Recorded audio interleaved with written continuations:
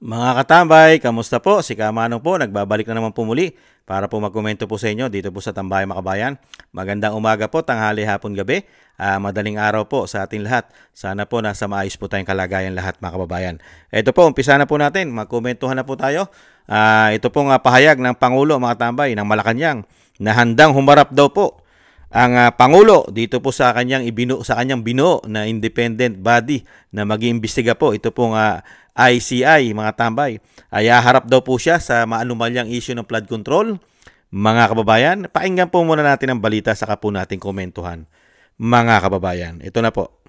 Mismong si Pangulong Ferdinand Marcos Jr. ang handang humarap sa nilikha niyang Independent Commission for Infrastructure o ICI.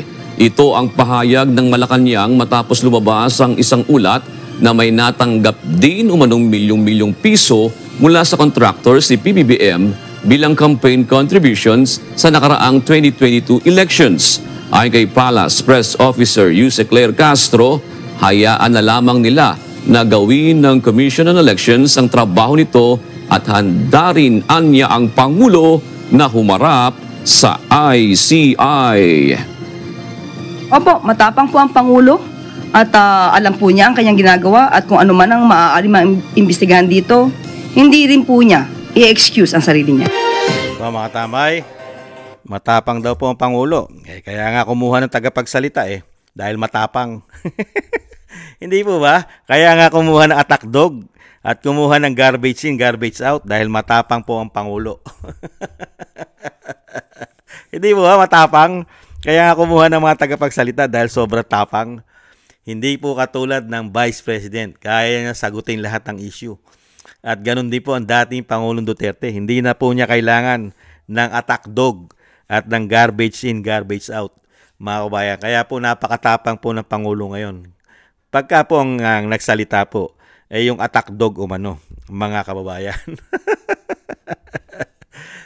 Yan po, dahil daw po nasasangkot ang presidente na nabigyan daw po ng mga contractors nung panahon po ng kampanyahan, mga tambay, ng donation, ng campaign donation, mga tambay, ang Pangulo, mga kababayan. Yan po ba ang issue?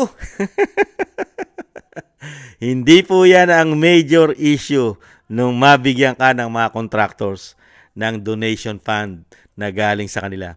Ang issue po, ang main issue po ay ang 3 taong systematic na corruption.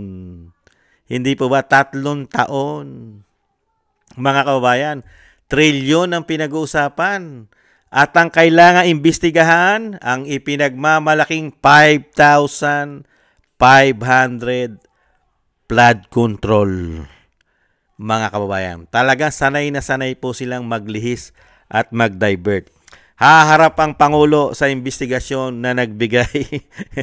At kung totoong gusto mo makita ng investigasyon at tama at mapanagot lahat ang mga nagnakaw at nagkurap, mga kababayan, buksan ng libro.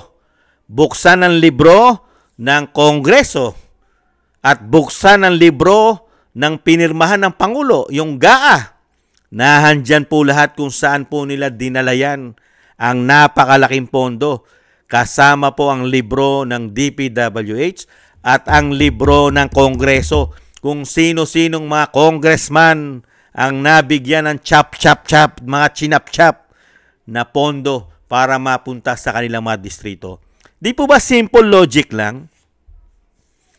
Pag po nakita mo na yung pinag-ugatan, madali mo na ngayon makuha lahat ang mga korupsyon at mga nagnakaw.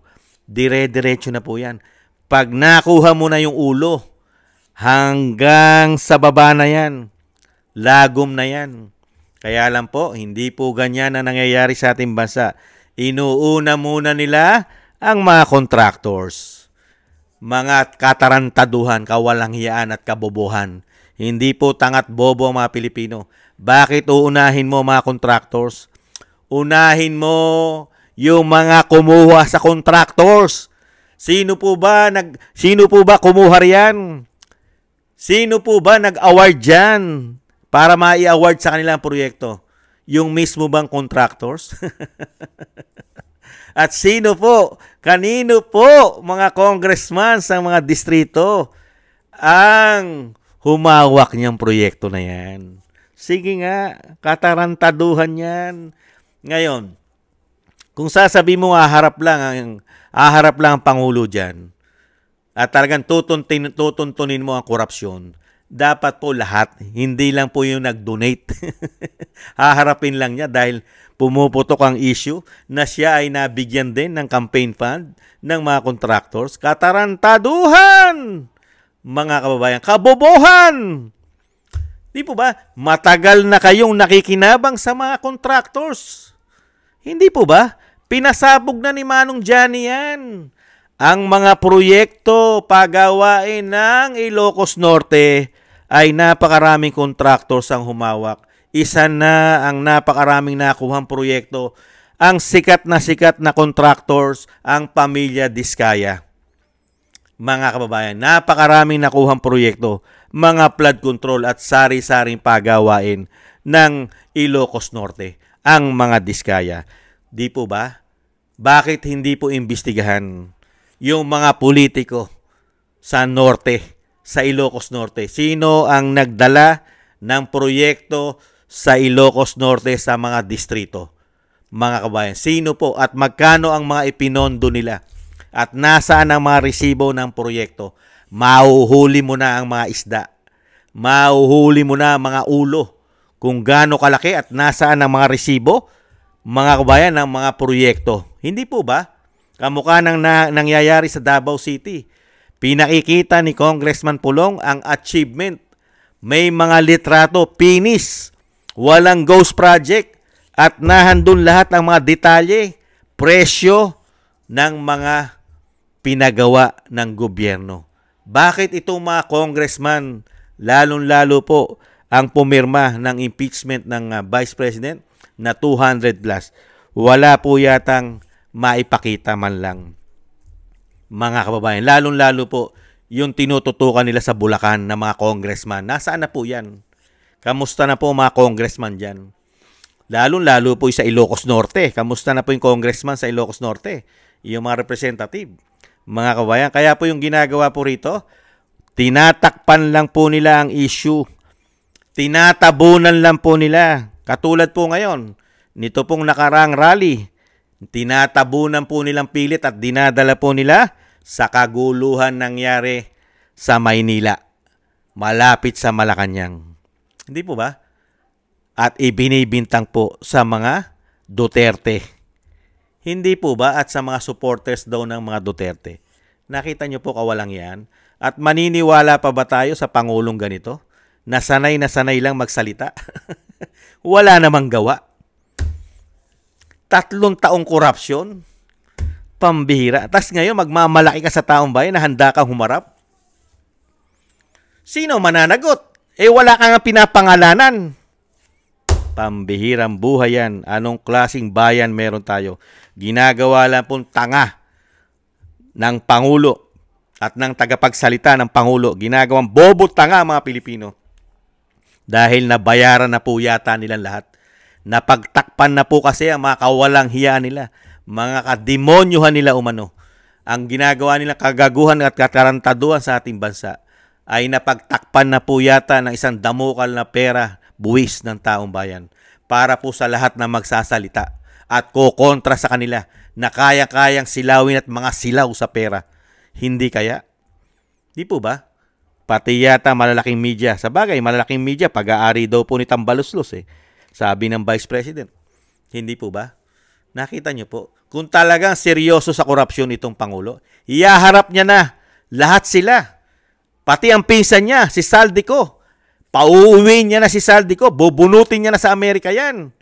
Hindi po ba? Gagamit na antimano niya. Ora mismo. Gagamit na ng Interpol yan. Hindi po ba? Pauwi na agad yan. Within 24 hours, pauwiin yan. Hindi po ba? Pero, nada. Ngayon, ngayon, pwede na umuwi yan. Baka nasa Pilipinas na ngayon yan. Bakit? Hindi po naalis sa pwesto ang Pangulo Dahil po, wala pong nagpaalis. Dahil ang mga men in uniform, Wala po silang nakikitang korupsyon sa ating bansa. Wala. At wala rin sila nakikita ang Commander-in-Chief ay gumagamit ng pulburon at coke umano. Wala.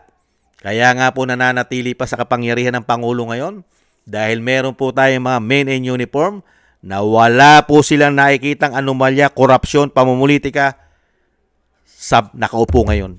Pati ang ginawa pong pagtitrador at paghuhudas sa dating Pangulo, hindi po nakikita ng mga men in uniform yan. Kaya nga po nananatili sila sa kapangyarihan. Yun nga po yun, mga kabayan. Pera umano ang nagamit.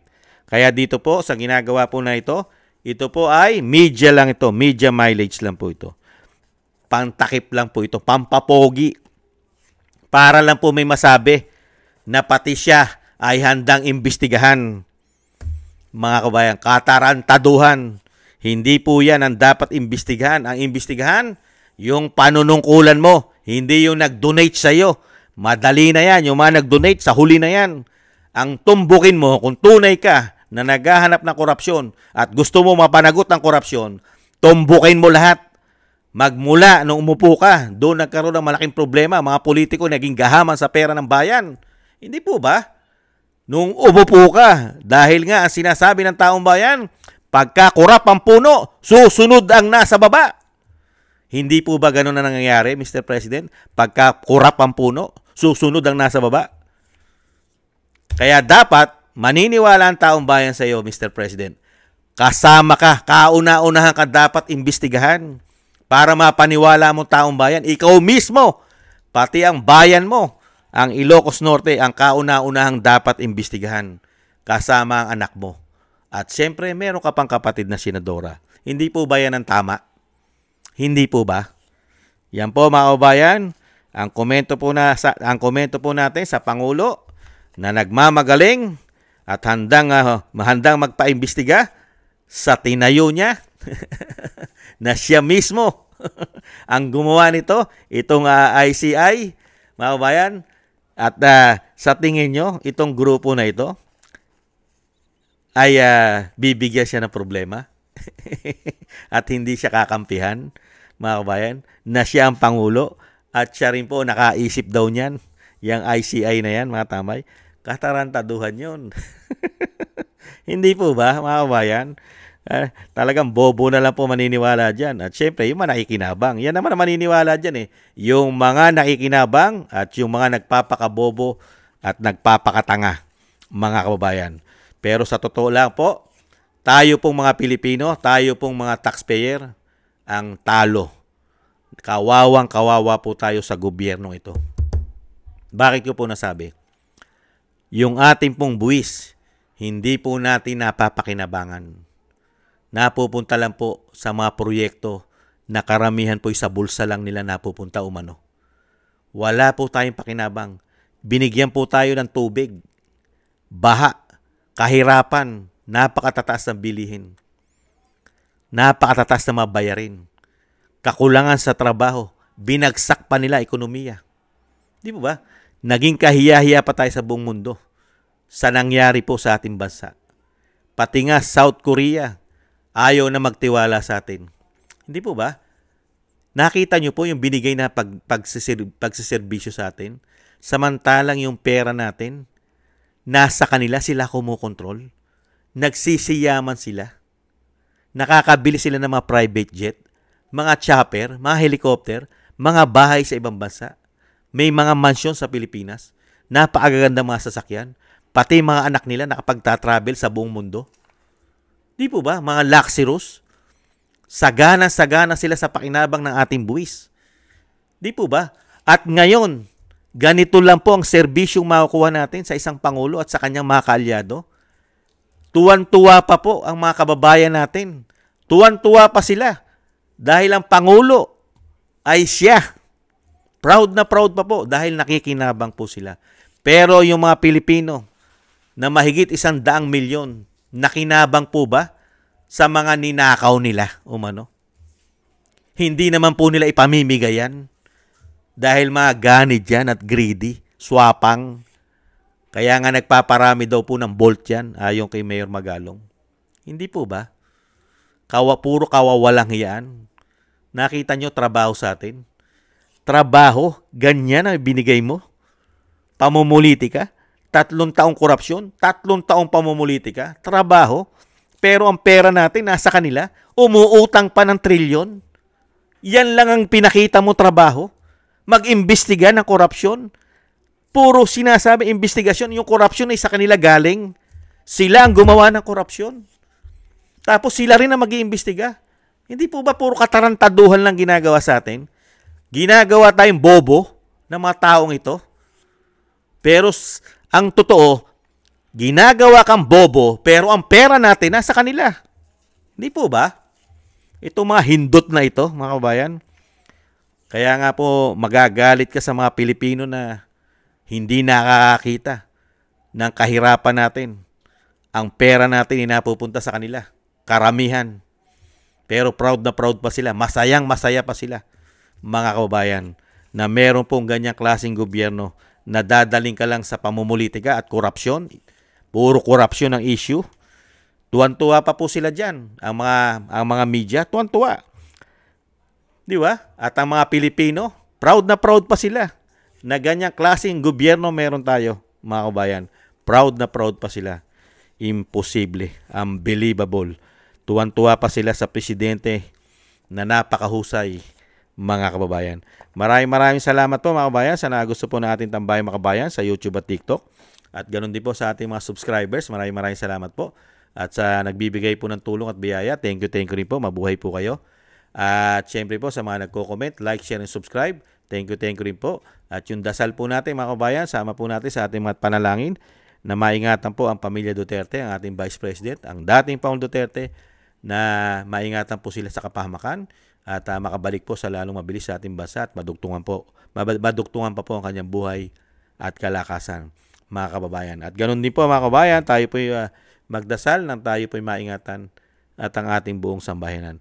Maraming salamat po, mga tambay.